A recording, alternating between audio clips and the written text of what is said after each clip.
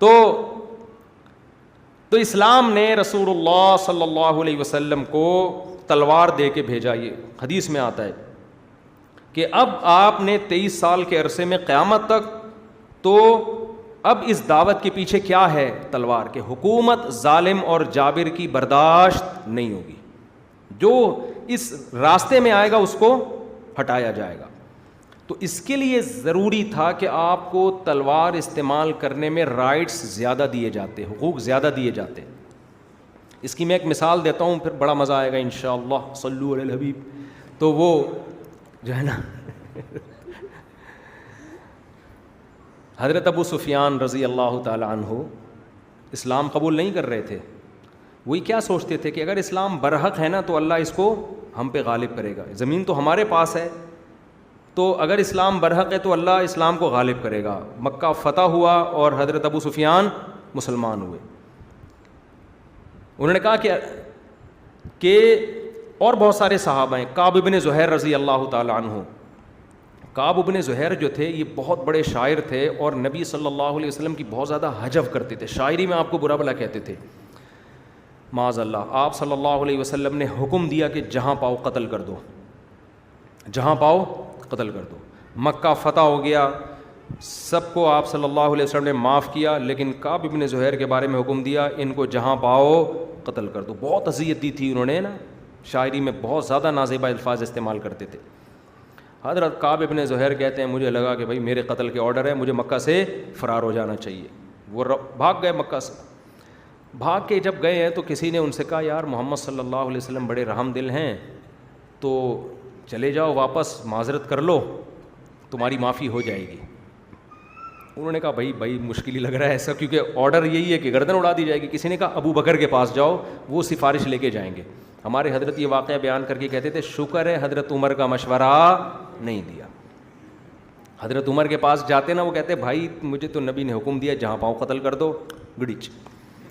تو حضرت ابو بکر ذرا رحم دل تھے، تو یہ حضرت ابو بکر کے پاس گئے کہ بھائی میں سفارش کرا دو میری، میں توبہ کرتا ہوں نا ان سب جو کچھ میں نے کیا، آئندہ میں وہ سب نہیں کروں گا. حضرت ابو بکر لے گئے نبی صلی اللہ علیہ وسلم کی خدمت میں، ان کو 2 زانوں بٹھایا. میں آپ کو تلوار کا بتا رہا ہوں کانسیپٹ، ٹھیک ہے نا. جب 2 زانوں بٹھایا تو انہوں نے نبی کی شان میں شاعری شروع کر دی. ان کو پتا تھا بھائی اب شان میں شاعری کرو تاکہ نبی کا غصہ ٹھنڈا ہو. عربوں کی عادت تھی کہ جب بھی کسی کی کوئی بھی شاعری کرتے پہلے اس میں اپنی محبوبہ کا تذکرہ ڈال دیتے تھے. یہ عربوں کا کلچر تھا کہ اپنی معشوقہ اس کی تعریفیں شروع کر دیتے تھے. اسلام نے اس کلچر کو ختم کیا کہ بھئی اللہ اور اس کے رسول اللہ کی حمد کرو. یہ جو خطبہ ہے نا ہر بیان سے پہلے، یہ اسی لیے مشروع ہے کہ اللہ کی تعریف اور نبی پر درود پڑھو، اس کے بعد بات شروع کرو. تو عربوں میں یہ نہیں تھا. عربوں میں تھا اپنی محبوبہ کو پہلے چھیڑو، اس کا تذکرہ کرو، اس کے بعد ٹو دا پوائنٹ بات پہ آؤ. تو یہ نبی کی محفل میں آئے، انہوں نے اپنی محبوبہ کا تذکرہ شروع کر دیا. نبی سنتے رہے، اس لیے کہ آپ صلی اللہ علیہ وسلم کے اخلاق تھے. آپ نے کہا بھئی ابھی آیا نیا نیا تو ٹھیک ہے اسی کلچر پہ چلنے دو، بعد میں چینج ہو جائے گا خود ہی. تو آگے بیٹھے انہوں نے اپنی محبوبہ کا تذکرہ شروع کر دیا. بانت سعاد فقلب الیوم مبتول متیم اسرہا لم یفد مقبول. سعادہ چلی گئی. اچھا میں جب عربی ادب پڑھاتا ہوں نا جامعۃ الرشید میں، تو طلبہ ایسا انجوائے کرتے ہیں کہ مزہ نہ آئے پیسے واپس. میں بڑے بھرپور طریقے سے جب عربی، اس سال مجھے عربی ادب کی کوئی کتاب نہیں ملی، میں نے کہا ورنہ میں یہ جامعہ کی انتظامیہ ہے، مجھے حدیث کی کتاب ملی، میں نے کہا مجھے ایک عربی ادب کی بھی دے دیں، کیونکہ پھر اب ویڈیو ریکارڈ کروا کے ڈالوں گا. ادب پڑھانے کا اپنا ہی مزہ ہے، ٹھیک ہے نا. بہت ہم انجوائے کر کے وہ شاعری پڑھتے ہیں نا.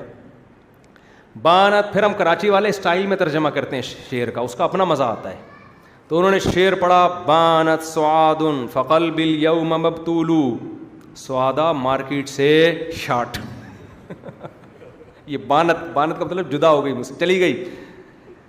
اب یہ مارکیٹ سے شارٹ کا اپنا مزہ ہے نا. بانت سعاد، سعادہ چلی گئی. فقلب الیوم مبتول، میرا دل ٹکڑے ٹکڑے ہے. متیم اسرہا، بڑے شاندار شاعری ہے. میرا دل اس کے پیچھے پیچھے میرے سینے سے نکل کے چلا گیا. لم یفدا مقبول، زخمی بھی ہے. لم یفدا، اس کے بدلے میں دوسرا دل بھی سینے میں نہیں آیا. بھائی یہ والا دل اگر نکل کے اس کے پیچھے گیا تھا تو کوئی دوسرا دل تو کوئی مجھے ادھار دیتا تاکہ میں سینے میں دل لگا کے گھوموں. دل سینے سے کیا ہو گیا؟ شارٹ. سعادہ مارکیٹ سے شارٹ اور دل سینے سے شارٹ. یعنی بغیر دل کے گھوم رہا ہوں میں, یعنی ڈبل غم ہے. ایک تو سعادہ گئی, اوپر سے سینے سے دل بھی گیا. تو بڑی زبردست شاعری, بہت سے تو میں بھول گیا, طالب علمی کے زمانے میں تو یاد کر لیتے تھے ہم لوگ. آگے جا کے کہتے ہیں کہ لکنھا خلۃ قد سیت من دمھا فجع وولع واخلاف وتبدیل. عرب کی جو آپ شاعری سنیں گے نا, اس میں وہ اپنے محبوبہ کے ظالم ہونے کو, بے وفا ہونے کو ایک اچھی صفت کے طور پہ بیان کرتے تھے. سمجھ میں آ رہی ہے بات؟ دیکھو ایک محبوبہ وہ ہے, آپ نے فون کیا فلاں ٹائم پہ ملنے, آ گئی. آپ نے کہا کہ میں آ رہا ہوں ملنے کے لیے, اس نے کہا ٹھیک ہے میں بھی ریڈی ہوں, آ جاؤ. کہاں؟ قائد اعظم کے مزار پہ ملاقات کرنی ہے, وہاں نہیں, آ جاؤ. یہ بیکار قسم کی محبوبہ ہوتی ہے. اس کا مطلب اس کو کوئی لفٹ کرانے والا بولو نہیں ہے. اس کو کوئی لفٹ نہیں کرا رہا تھا, آپ نے کرائی, چلی آئی. کوئی بھی رکشے میں بیٹھا ہوا آدمی اس کو نمبر دے دے, یہ اس کو فون پہ رابطہ کرنا شروع کر دیتی ہے. کوئی بھی رکشے میں پیچھے بیٹھا ہوا. تو اس لیے عربوں کی عادت تھی اپنی محبوبہ کو جھوٹا ثابت کرتے. ایک نمبر کی جھوٹی ہے, بے وفا ہے, دھوکے باز ہے. یہ الفاظ برائی کے ہوتے تھے مگر مقصد اس کی تعریف. تو کہتے لاکنھا خلۃ قد سیت من دمھا, یہ ایک ایسی دوستی ہے کہ اس کے خون میں فجع وولع واخلاف, وعدہ خلافی, جھوٹ, ملمہ سازی, پیندرے بدلنا, وہ تبدیلو, اور ایک حالت پہ قائم نہ رہنا. اس کے بلڈ میں, یہ کمبخت کے خون میں یہ چیز شامل ہے. الو کی پٹھی ایک نمبر کی. سمجھ میں آ رہی ہے؟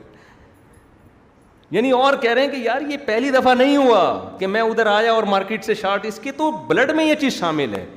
تو ایسے نہ تعریفیں کر رہے ہیں, نبی صلی اللہ علیہ وسلم سن رہے ہیں بیٹھ کے. تو یہ پوری غزل انہوں نے پڑھی, بڑی زبردست دلچسپ غزل ہے. وہ پڑھنے کے بعد پھر یہ آئے اپنے اصل ٹاپک پر کہ اب میں اصل شاعری شروع کرتا ہوں, اور پیغمبر صلی اللہ علیہ وسلم کی تعریف میں جو پہلا شعر کہا انہوں نے, ہمارے نبی کو اتنا جوش آیا کہ آپ نے اپنی چادر اٹھا کے فوراً ان کو ہبا کر دی. جو آپ نے پہنی ہوئی چادر تھی فوراً ان کو گفٹ کر دی. کہاں تھوڑی دیر پہلے آرڈر تھا گردن اڑا دو, اور یہاں آپ کو اتنا مزہ آیا آپ نے اپنی چادر اتاری. اس زمانے میں 2 چادریں ہوتی تھی, ایک تہبند اور ایک اوپر والی چادر آپ نے اٹھا کے ان کو گفٹ کر دی, جو پھر بہت عرصے تک ان کے پاس رہی, ان کی نسلوں میں چلی وہ چادر. وہ شعر کیا تھا, ان الرسول لسیف یستضاء بہ مہند من سیوف اللہ مسلول. اپنے اسلام کو ظاہر کیا انہوں نے کہ محمد صلی اللہ علیہ وسلم اللہ کی تلواروں میں سے ایک تلوار ہیں, ہندی تلوار ہیں.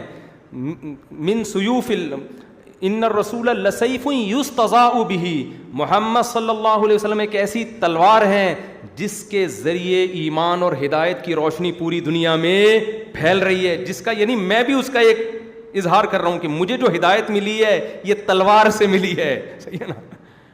اس روشنی سے میں نے بھی فیض حاصل کیا. یعنی تلوار سے مجھے سمجھ میں آ گیا کہ یہ کیا ہے, برحق ہیں, ورنہ اتنے تھوڑے لوگوں کو اللہ تھوڑی غلبہ دیتا. ہم نے تو ساری زندگی مخالفت میں گزار دی, آج ہمیں اندازہ ہوا نہیں بھائی یہ پیغمبر کے ساتھ کون ہے, اللہ ہے. تو یہ ایک ایسی تلوار ہے, تلواروں سے خون خرابہ ہوتا ہے, لیکن اس تلوار سے خون خرابہ نہیں ہو رہا. یستضاء بہ, اس سے روشنی اور نور کی کرنیں پوری دنیا میں پھیل رہی ہیں, جس کا اظہار ایک مظہر میں بھی ہوں. آگے کہتے ہیں مہند من سیوف اللہ, ہندی تلوار. ہندوستان سے اس زمانے میں بڑی اچھی تلواریں آیا کرتی تھیں. من سیوف اللہ, اللہ کے پاس بہت ساری تلواریں ہیں نا, ان میں سے ایک تلوار ہے محمد. اللہ نے بھی تلوار رکھی ہوئی اپنے پاس کہ جو تمیز سے نہ مانے اس کو کس سے سمجھاؤ, تلوار سے سمجھاؤ. تو وہ ایک تلوار محمد صلی اللہ علیہ وسلم بھی ہے. مسلولو, اور کہا آپ کی کوالٹی یہ کہ آپ نیام سے نکلی ہوئی تلوار ہیں. سمجھ میں آ رہی ہے بات؟ نیام سے نکلی ہوئی اور لہراتی ہوئی جو تلوار ہے اس کا روب دبدبہ الگ ہوتا ہے, نیام میں موجود تلوار کا روب الگ ہوتا ہے. تو لیکن آپ اتنا خوش ہوئے نا, آپ کو اتنا اچھا لگا, آپ نے اپنی چادر اٹھا کے ان کو دے دی.